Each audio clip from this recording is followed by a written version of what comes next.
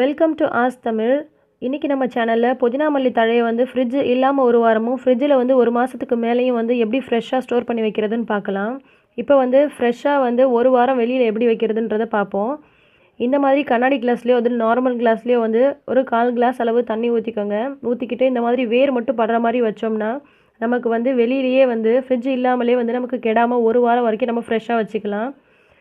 இது வந்து ஃப்ரிட்ஜ் இல்லாதவங்க வீட்லேயோ அல்லது ஃப்ரிட்ஜ் ரிப்பேர் ஆனவங்களுக்கு ரொம்ப யூஸ்ஃபுல்லாக இருக்கும்.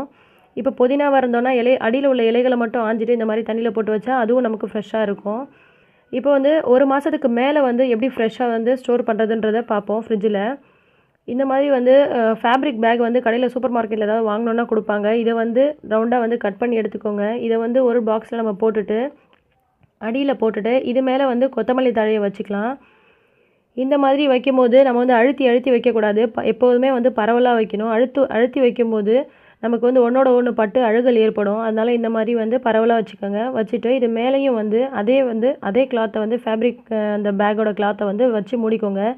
இதுக்கு பதிலாக வந்து நம்ம வந்து கிளாத்தும் நம்ம யூஸ் பண்ணிக்கலாம். அல்லது டவல் இந்த மாதிரி பழைய டவல் இது மாதிரி கூட வச்சு நம்ம யூஸ் பண்ணிக்கலாம். இதை வந்து ஃப்ரிட்ஜில் வச்சோம்னா ஒரு மாதத்துக்கு மேலேயும் வந்து நமக்கு வந்து ஃப்ரெஷ்ஷாக இருக்கும். அடுத்து வந்து நியூஸ் பேப்பர் வந்து இந்த மாதிரி நம்ம வந்து போட்டு அடியில் போட்டு அதுக்கு மேலே வந்து கொத்தமல்லி தழையை வச்சோம்னா கூட நமக்கு வந்து ஒரு மாதத்துக்கு மேலே வந்து நமக்கு அப்படியே ஃப்ரெஷ்ஷாக சூப்பராக இருக்கும். ட்ரை பண்ணி பாருங்கள். நான் ட்ரை பண்ணிட்டு தான் வந்து நான் உங்களுக்கு இதை வந்து சொல்கிறேன். நியூஸ் பேப்பர் ரொம்பவே வந்து நமக்கு யூஸ்ஃபுல்லான டிப்பு. நமக்கு இதில் வந்து வீட்டில் இருக்கிறத வச்சு தான் நம்ம எப்படி செய்கிறதுன்னு பார்க்குறோம். நம்ம வந்து மேக்ஸிமம் வந்து எதுவுமே செலவு பண்ணாத வரைக்கும் நம்ம பார்த்துக்கணும். இந்த மாதிரி நம்ம நியூஸ் பேப்பர் வந்து மேலே கவர் பண்ணிவிட்டு இதை ஃப்ரிட்ஜில் ஸ்டோர் பண்ணும்போது நமக்கு வந்து ஒரு மாதத்துக்கு மேலேயும் கெடாமல் இருக்குது. இந்த மாதிரி டிஷ்யூ பேப்பர் இது வந்து அடியில் போட்டு இதையும் மேலே வந்து கவர் பண்ணிக்கலாம். பட் டிஷ்யூ பேப்பர் வந்து பட்டுன்னு தண்ணி பட்டு வந்து கொஞ்சம் நமக்கு ஊறிடும். இப்போ வந்து இந்த டிஷ்யூ பேப்பராக இருந்தால் அப்போ மாற்றிக்கோங்க. நீங்கள் எதுவாக இருந்தாலும் நினையும் போது நீங்கள் வந்து மாற்றிக்கிட்டிங்கன்னா ஒரு மாதத்துக்கு மேலே நமக்கு சூப்பராக இருக்கும்.